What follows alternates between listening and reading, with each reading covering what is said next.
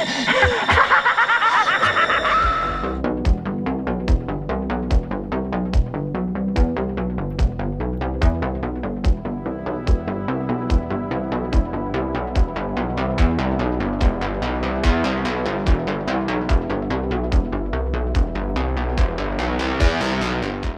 everyone and welcome back to another 1/6 scale figure review.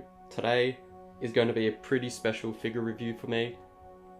This is a custom piece and it is one of my favourite horror characters of all time pretty much, and it is none other than Freddy Krueger from the first movie, the first Nightmare on Elm Street movie. Now this is a custom done by multiple artists. You know, the head sculpt is different artists compared to the shirt and the glove, I believe, and also the display base. You know, this comes with actually a good fair few accessories. So you got the figure itself here, and then you get a custom little plaka, which looks really good. And you also get a display base stand, a nice acrylic one with Nancy there, pretty much the poster art, and you've got like the skeleton Freddy there. Really nice. So I'll pop up the artist now of the customizer that did the head sculpt and hat, and I believe he doesn't do Freddy Krueger figures anymore. I think he'd done the first movie and the second movie, Freddy's Revenge, and I think he has halted his customizations on this character. So I thought I would never have the chance to get this. It's partially D Knight to thank, kind of in a way, because I was watching his recent Freddy video, which was the part 2 Freddy's Revenge custom figure he did, and believe it or not, it was the same guy on eBay that was selling just a shitload of Freddy stuff, and I decided to take a little peek and see what he had up for sale, and long and behold, he had the whole set here of Freddy from the first movie, and I thought, yeah, I'm picking this up. There's no way I'm gonna miss out on this. The shirt is really good. It's not a Beta Metalli shirt. It is Viper Customs, not Viper from InArt. I don't think it's another guy that just specifically does custom clothing. And I think, you know, not to be biased because I have this in hand, I also had Beto's Freddy for a bit too, and I gave it to a friend. I personally prefer this shirt a bit better than Beto's because it's weathered and it doesn't have that puffy look, which is a bit more accurate to the first movie. I know the other movies were more fluffy texturing the sweater, but I think this one really accurate wise to that first film. So what I'm going to do now is break down and just, you know, go into more details of the figure and talk about the film itself, starting with the head sculpt, the glove, the body, the tailoring,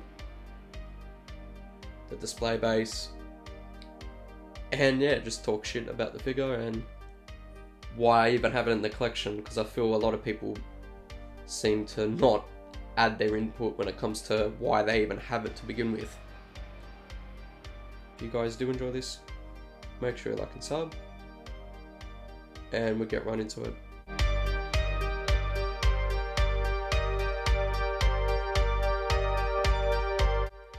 And just quickly, I did say that I swapped the body to a World Box body, just their standard regular AT020 or 23. I think that's their most recent one with the forearms. I just really prefer their heftiness that those bodies give to their overall figure.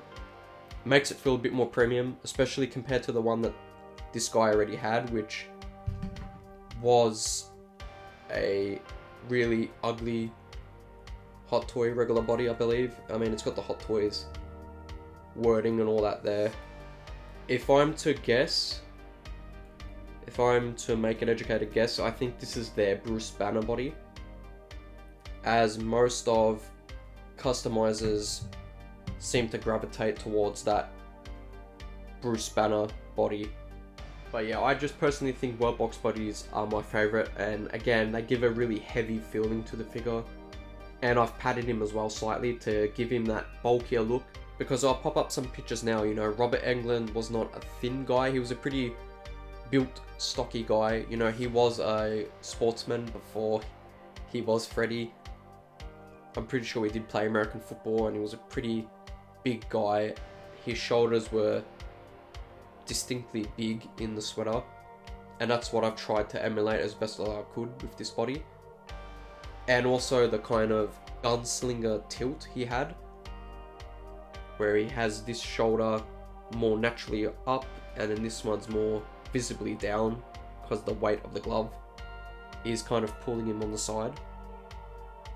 You know, there's a lot of behind the scenes stuff where Robert talks about making analogies of the glove being like a Western gunslinger. And speaking of the glove, this is the only glove hand you get from this set. Again, this is a customizer that was selling it on eBay, and a lot of custom guys don't give a lot of accessories, just what you see is what you get pretty much. And I did want to give him a little bit more poses, but the glove, I ran through a couple of issues with this one in particular, and it is kind of paint smudging. And I've grabbed the original body here that the seller sold the figure with, and you can see the paint smudges on the wrist peg. So I'm pretty concerned in the future when it comes to the glove in particular, which leads me to believe that it most likely is not the Sideshow one, or it is the Sideshow one repainted, because it does have the die-cast tomato cutter razor blades. So I'm guessing it is the Sideshow one, or one of the many Sideshow gloves that those sets come with, and it's most likely repainted. I never had the Sideshow one, so I'm not too sure on that, but they're pretty much the only ones on the market that do gloves that are die cast, so it's possible it's that. I think, yeah, like I said, if I was to critique overall, it is the glove. I don't personally even think the color wave is accurate to that first movie, because I think the original glove from that movie is more of a really light tan, not dark like this. This looks more like the multiple sequels. But yeah, since Sideshow are re-releasing their version of Freddy, maybe I'll pick up a 2.0 of that glove and switch it out with this one, because I do think the colouring is a bit more accurate to the first movie with those pieces from Sideshow. But overall, I do like the blood work on the glove, and overall the sculpt in the glove is excellent. It's just that wrist peg shoved up into the joint is transferring paint. It hasn't on this because I haven't moved it, and I really don't plan to. But yeah, that's a slight concern. So now I think I'll talk about the sweater. And again, the sweater, I do think it's from Viper Customs, who is a customizer in tailoring, specifically clothing. And again, the weathering looks amazing, looks very accurate to the first movie, especially later on in the film where Freddy gets a bit bashed around. There's a really good behind the scenes shot with the cast and crew,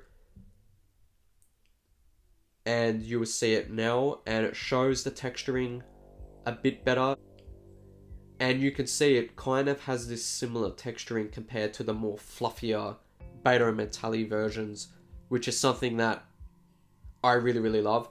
Again, love the Beta versions. I had part 1, I think I had the stretchy arm one for a while, and I gave it to a friend. And that shirt was really, really serviceable for the time. But I do personally think this is an upgrade. Vader has since then made a shitload more Freddys, but they've just been out of my price range. But saying that, do really love this sweater.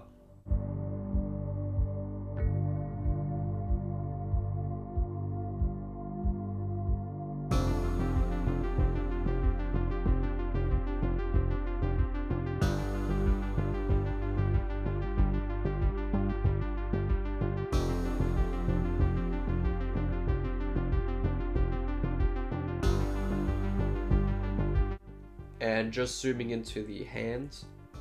Again, this is the only burnt, ungloved hand that you get from the set. Not fast, because I do like the more clawed look that this has compared to like a balled up fist. But yeah, the texturing is really, really good. The hand is very sturdy. I'm not too sure if this is a complete custom hand or it is just a random sculpt that they chart up. But really, really like it. While I'm here, I'll quickly talk about the pants. And I'll zoom out a bit. For regular black pants, they weather them pretty good because some people, including official companies like Hot Toys, Sideshow and all that, a lot of them be a bit sneaky and get away with weathering darker clothing. But as you can see here, they're really grungy and dirty. And I really, really like that attention to detail was put. And might as well zoom down to these boots, because these are really interesting. They're more of a soft, rubbery boot.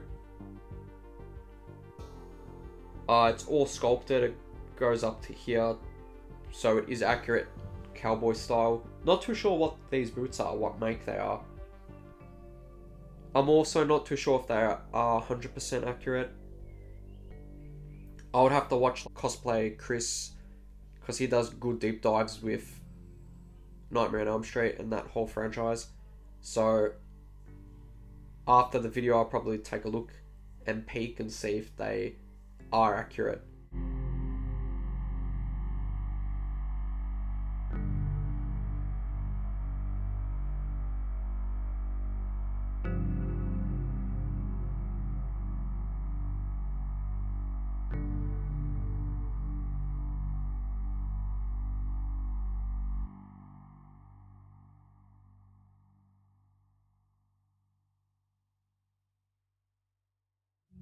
And just for some quick height comparisons, we've got pretty much the big three in my opinion. You've got Leatherface on the left, the pretty woman version from Sideshow. We have the custom Freddy by various artists. And we have a kit bash / custom body swap padding version of their Trick or Treat Studios Michael Myers. And as I just said before, these are the big three when it comes to slashers in my opinion. A lot of people will probably substitute Leatherface for Jason. I personally hate Jason. I think he's one of the worst horror characters out there. I think that character and the people behind the character completely diluted the genre in my opinion. I mean, honestly, the two creators of Jason have said that they just merged these two characters and that's Jason. You know, they pretty much did rip off Leatherface and Michael Myers. And yeah, the stories are pretty shit in those movies too. But yeah, that's just my opinion. These guys are my top three when it comes to slashers. I think nothing, even still to today, will beat these guys. You know, they were just right time at the right place, these guys. The creators. The stories. Yeah, right place at the right time. And I think you will never be able to capture slasher films like this. And just because they just got overdone.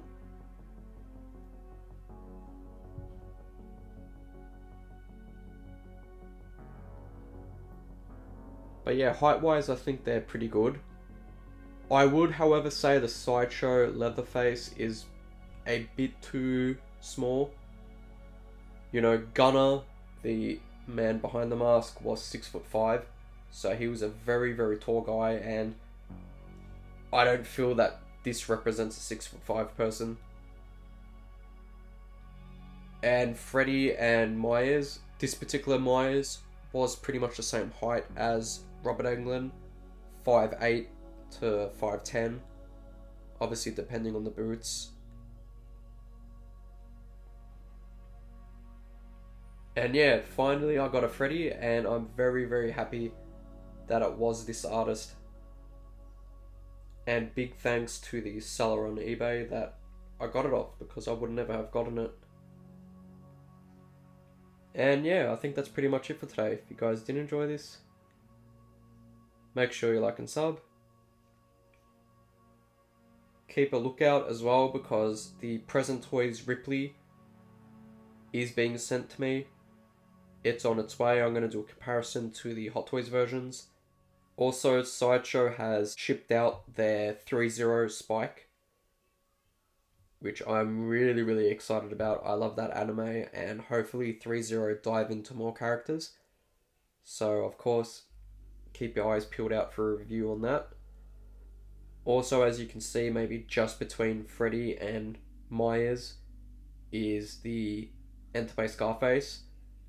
And also, speaking of Present Toys just before, I have found a Present Toy Scarface that I do feel like has a better suit to that guy, so I might body swap and suit swap and see how that turns out. Maybe I'll do a video on that guy too. And yeah, hopefully some of my other in-art stuff and that gets sent out and are finally released, but that's just a waiting game.